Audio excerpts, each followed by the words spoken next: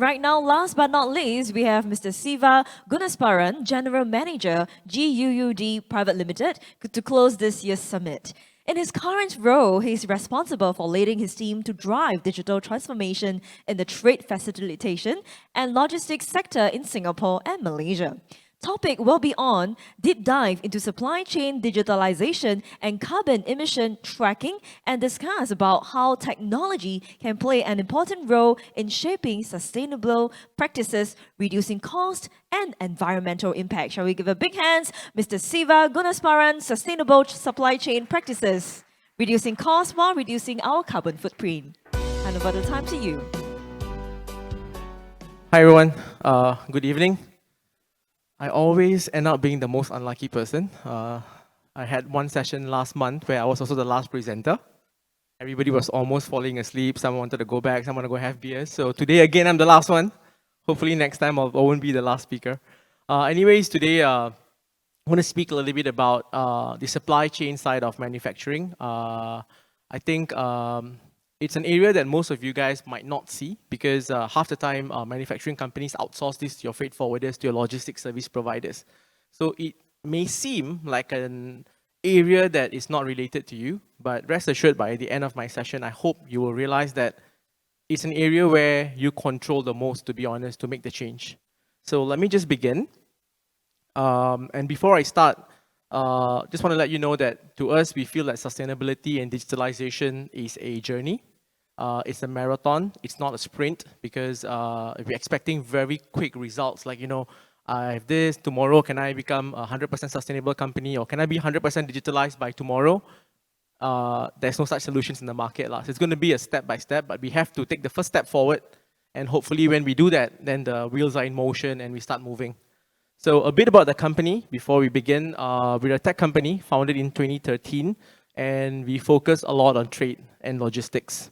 So what you see here is the countries that we're present in.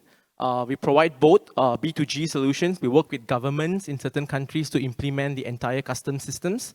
And then in some countries, like in Singapore, we work with on the B2B model with the businesses and the corporates as well to implement solutions and services that would benefit everyone as a whole. I'll just skip this part. It's boring stuff since everyone's already sleepy. Okay. It's month end, salary time, so I need to present this video about the company so that I'll get my salaries banked into my account. So bear with me for 1.5 minutes. Let's watch this video and give you a better understanding of what we do.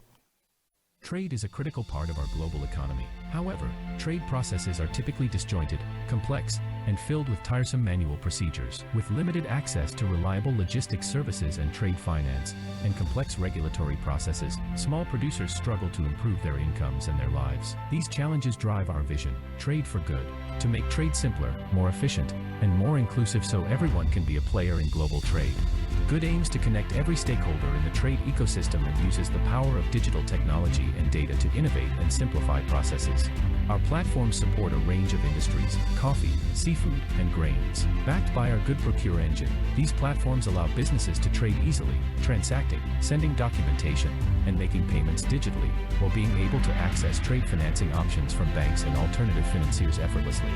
Click Cargo, a powerful new digital trade logistics platform now available in Singapore, has partnered with the Indonesia government's national logistics ecosystem in Indonesia to digitalize compliance and payment processes, and now connects customs, freight forwarders, cargo insurance providers, container depots, and even trucking service providers on a single platform.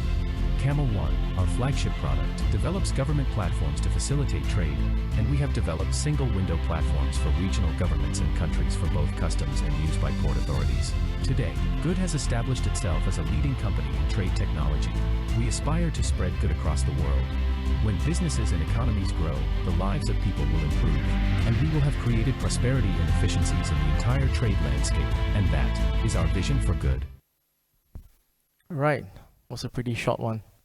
I was told that if I went any longer, I'll put everyone to sleep, so we got a more compressed version of the video for you guys.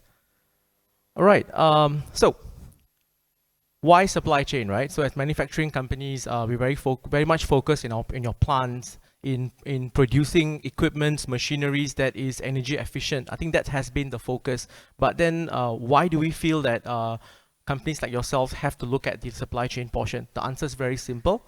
Almost 60% of CO2 emissions globally comes from the supply chain process, from start to finish. So it's a very integral part that may be overlooked, but actually this portion contributes a huge amount of CO2 emission. And today's discussion, if I capture it correctly, everybody was talking about visibility. Sometimes as decision makers, we have businesses to run, which takes up most of our time. And when you do not have enough visibility on a certain issue pertaining sustainability, pertaining to CO2 emissions, it's very difficult for you to make any informed decisions or make any change to the organization or the way you work. So this report from Accenture is just to articulate that. And what you see here is basically a few technology solutions within supply chain that we believe it's going to be a focus. And there are a lot of technology companies out there, not just ourselves. I think there are a lot of good companies in Singapore providing different solutions. But within the good ecosystem, these are two areas that we want to focus on. These are the two of the technologies that we feel has the highest importance today. Number one, we want to facilitate the switch from ICE vehicles, ICE referring to diesel, petrol vehicles, commercial trucks, vans, to electric vehicles. And to let you know, it's not going to be an easy switch. We understand that, which is why when I go into the details later, you'll understand that we're trying to also help companies who are already on the diesel vehicles at least be able to track your CO2 outputs. In most cases, we have invested heavily into these assets. Trucking companies may have bought assets in the past 1 to 2 years. There is no way they're going to switch overnight. So at least if there's some visibility in terms of the emission, if there are ways for them to monitor and improve the emission within the current fleets, that'll be quite helpful while they slowly move towards the electric vehicles and stuff. The next thing is basically the track and trace portion, because again, when you have visibility of your whole movement of your cargo, there are many ways to improve and automate and maximize the value of that whole thing. I'll share a bit more later.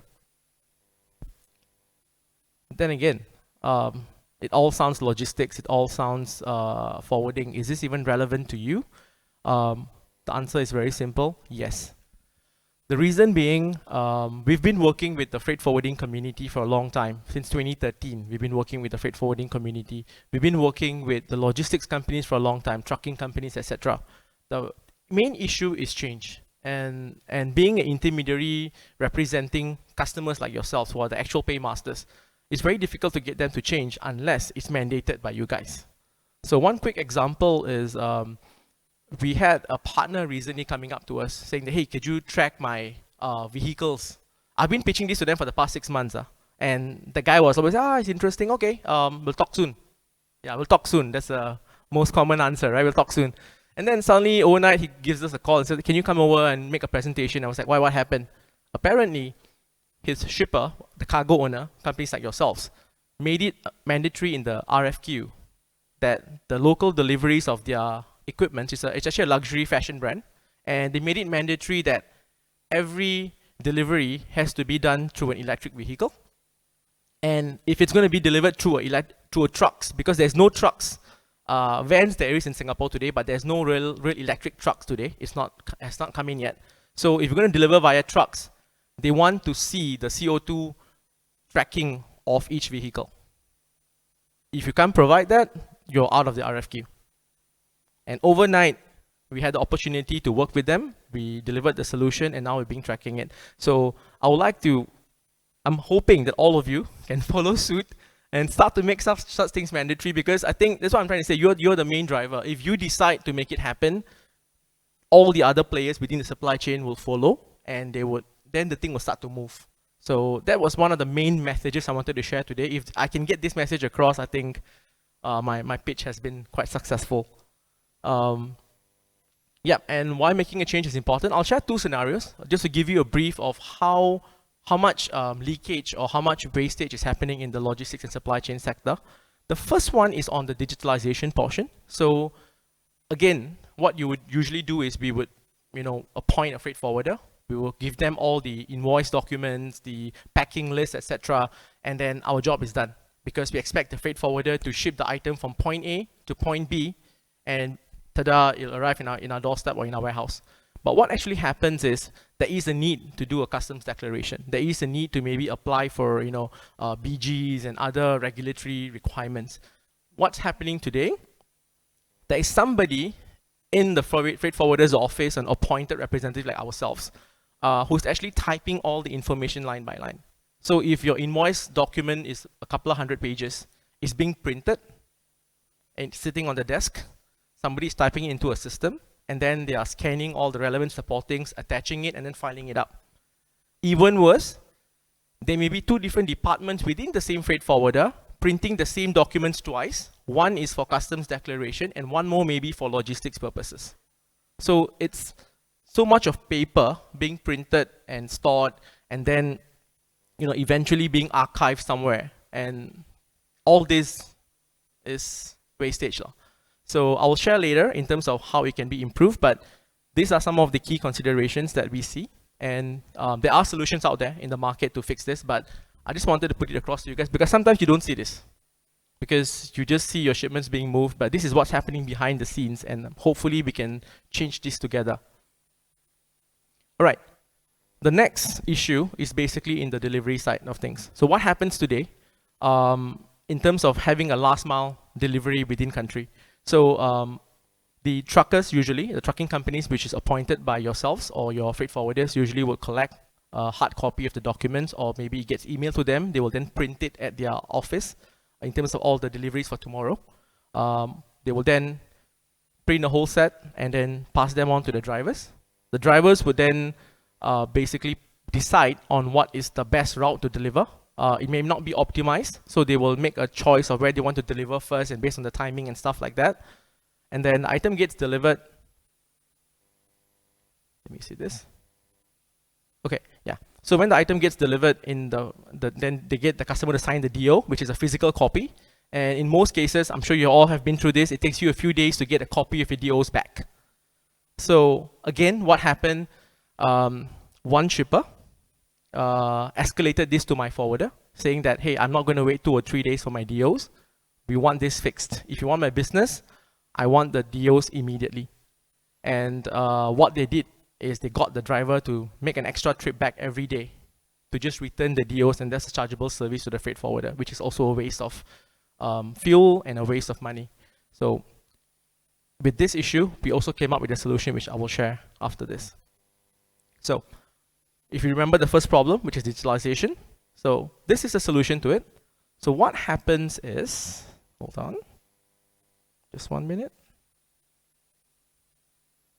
Okay, so as a tech company ourselves, what we do is basically we try to integrate with you guys on an EDI manner.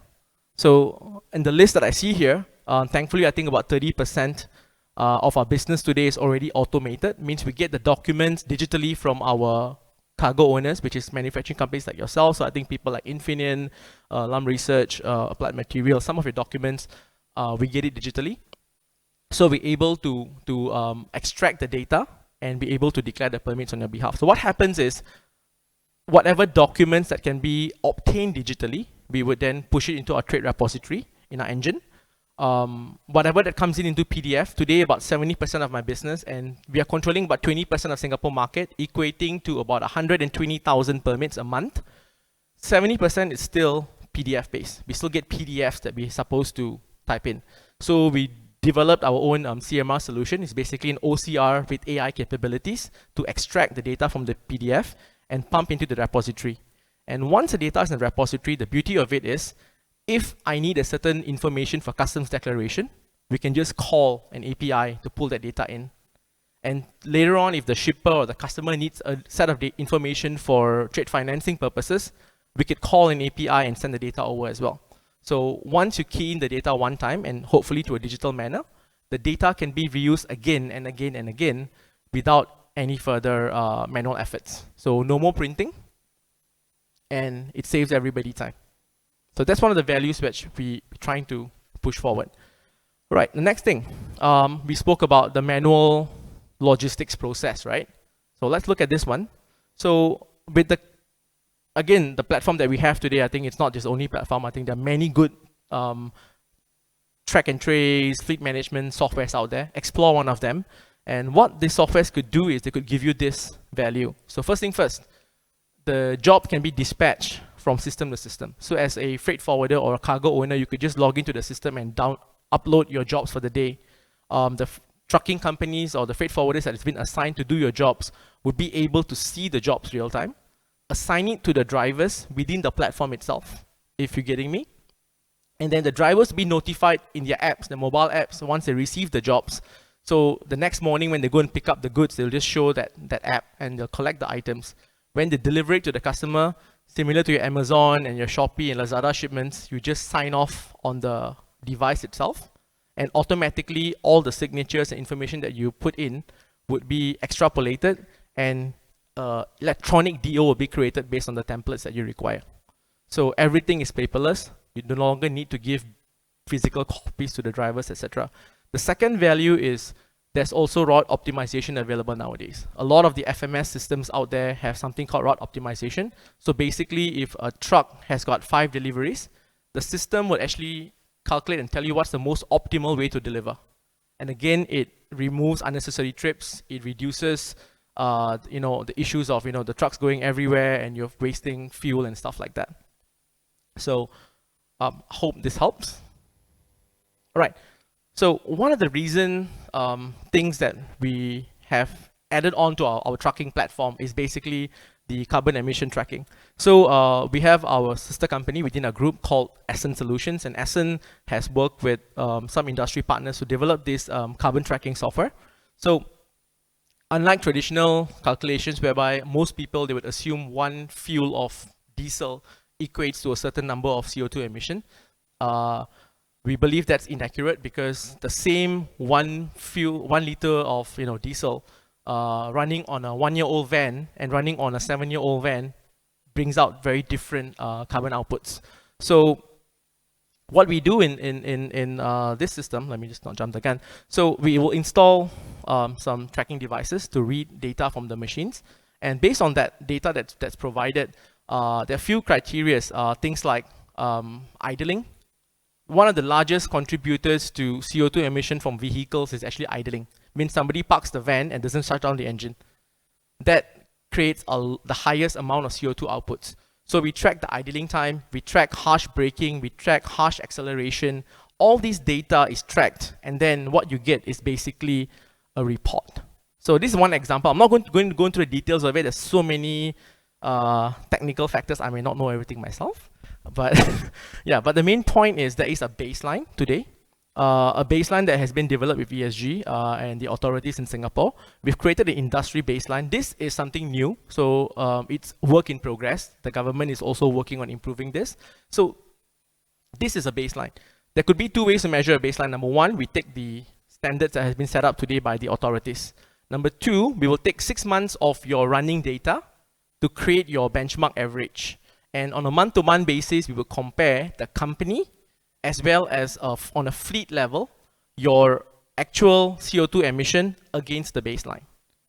So what happens is, if you are improving on a month-to-month basis, in this case, this data shows that your carbon emission is better than your baseline, means you probably have done, you've made some changes to improve it.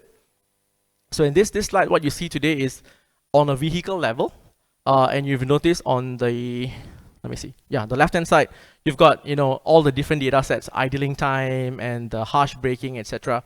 So what it tells you is, on a month-to-month basis, how is your vehicle performing, or how is your company performing? And it also tells you what are the factors that's affecting. So if you notice that, in the following month, my CO2 emission for the fleet went up, you look at the other side, you'll know what has caused it. If it's a driving behavior, talk to your drivers. If it's the vehicle just too old and it's because the vehicle's age is causing the emission to go higher, then maybe it could be a good time to switch to a EV or something. So we were all talking about visibility. I think this is the first step. We're just getting started. I believe this would definitely evolve and improve along the way. But with this, at least now, decision makers, owners of trucking companies or freight forwarders will be able to see this. And they'll be able to make informed decisions on how they want to transform and become more sustainable. So it's something that wasn't there, and I think we're one of the early ones to embark on this, and hopefully we'll continue to improve this as we grow. So, yeah, this is just an example of how we can monitor from on a vehicle level. Right, so why do all this? Very simple. All the data that I mentioned just now, the dashboards and all that, all the information is stored in a blockchain manner in ESGpedia, which is an initiative in collaboration with the government side of things. So what happens is, if you're able to show 6 months of data and you're showing improvement, you'll be given this low carbon SG certificates. So this is important, maybe not to you guys, but more to the trucking companies, because when your RFQ comes out saying that you must use energy efficient vehicles and stuff like that, this logo helps them to basically do a submission and say, hey, I'm adhering to these standards, so consider me for your RFQs. So it's quite important for them. And basically everybody gets the emission reduction certificate that you could then use for, you know, your green loans, your insurance premiums, etc. So my beginning of my speech, I spoke about how do you reduce cost while, you know, ensuring sustainability. So for this model, as I said just now, if you subscribe to a service where you're monitoring your fleets in terms of sustainability, your CO2 outputs, on average today we charge about $20 to $50 per vehicle to track, in terms of, you know, depending on what you want to track, right? Just basic track and trace, or you want to see your CO2 outputs, it can range between $20 to $50. So then my question was, when we spoke to a few partners, the answer was, it looks interesting, but let me wait. Let me wait until there is a push from my customers to really switch, because it's going to cost me a bit. If I got 10 trucks, I'm going to spend about, you know, $500 to $1,000 a month. So what happens is, we were lucky enough, we were very, very lucky, but when I pitched this idea to a few industry giants, a few partners came forward to do it together. So my marketing team told me to not share names, but I will not share names. So first thing first, we have a leasing company who is coming on board the platform very, very soon. We will be announcing an MOU very soon, so you guys will get to know about it. So this leasing company is coming on board the platform to basically provide leasing at a discounted rate for those who are adopting. So because the issue today, as I mentioned, a lot of companies have invested heavily on diesel vehicles. To change overnight, it's going to be difficult. So leasing could be the bridge for the next 2 or 3 years. So with the platform, the leasing companies are coming in to provide a discount. So hopefully those savings will basically offset for the whatever charges you're going to pay for the tracking. We also have one of the largest petroleum companies in the world. I can't mention the name. The marketing team said cannot. So it has 5 letters and it starts with S. I'm not mentioning names anyways. So it's a 5-letter word. The name starts with S. So this company is coming on board to provide 20% fuel rebates if you're on the platform. So if your vehicle is tracked to the platform, you will get the fleet card that will give you 20% discount whenever you fuel up your diesel, petrol, or even if you're on an electric vehicle, when you charge, you get a discount off that. So the reason being is, whatever you spend, the $50, $20, you would save more on all these benefits, and hopefully it offsets your cost.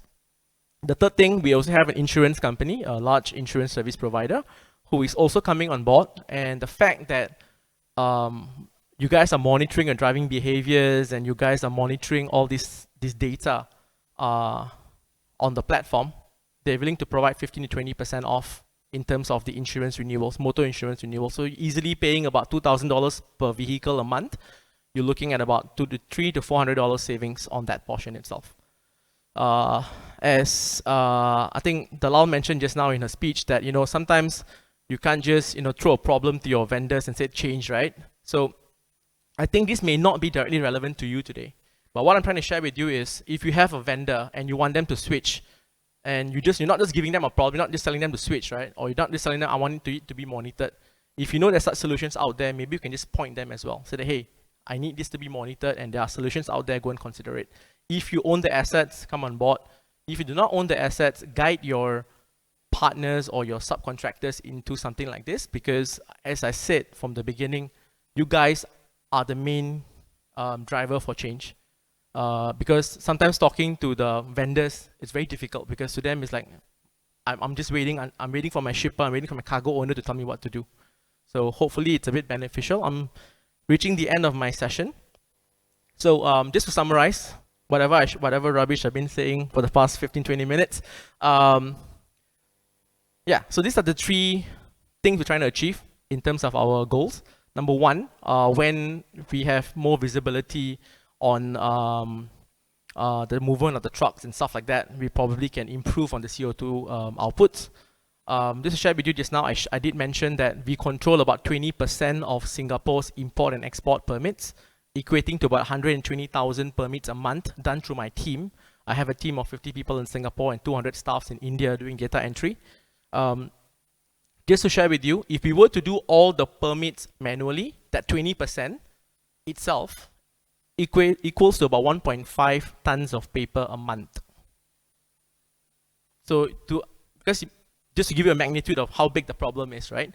So with support for some of these partners over the years, from 2013 we've been in business, we managed to get a few of you guys on board, and thanks to all of you who came on board and digitalized some of the processes, 30% of the business has been automated, which equates to about 0.5 tons of savings. We're still burning about close to 1 ton of paper a month because there is still need for physical copies due to PDFs and stuff like that. But we have our own sustainability goals. We have our own targets to cut it on a month-to-month basis. And that's something that we are monitoring internally, even through other methods such as OCR and other ways of digitalization to achieve our own internal goals. And of course, all the stuff I mentioned just now was about relieving people from doing a lot of manual and boring tasks, because again, one of the key sustainability goals is not just in terms of CO2 and all that, it's actually empowering your people to do higher value tasks. There is a SDG on the labor itself, and hopefully by automating some of these processes, we could move our workforce to do higher value tasks, and that can hopefully benefit the company, bringing in more profits, bringing in more revenue and stuff like that. So with that, thank you for being patient. I know it's a tough one listening to the last presenter, but appreciate everybody's support. I'm done. If there's any questions, I'll be happy to take them. Thank you, Mr. Siva. Not done yet, we do have questions for you. 2 votes for this question. Are the freight forwarders and logistics companies ready to digitalize and drive sustainability efforts? The question is just right there as well, if you'd like to refer. Okay, yeah. So as I said just now, right? Well, this is a good question. Okay. I think they're ready, but the problem is we're all creatures of habit, right? We tend not to, we know there are a lot of solutions out there, but we will not change until there is a drive, there's a push. So I think we do see some logistics companies, some freight forwarders who are taking the step forward, mainly the larger ones, because of they also have their own CSR responsibilities. But I think today most of them are still playing the waiting game, and we do hope that cargo owners or shippers like yourself from the manufacturing industry could put your foot down a bit and nudge them a little bit to keep moving. I think if you guys push, it will move much faster. Thank you. We do have another question for you. Since GUDD works closely with the freight forwarders and logistics companies, can we know what is the take of these companies on the element of sustainability? Okay. I think it's similar, almost similar to the first question. So they all realize this is where the market is heading to. I think, as I said, we've been in business since 2013, 2014.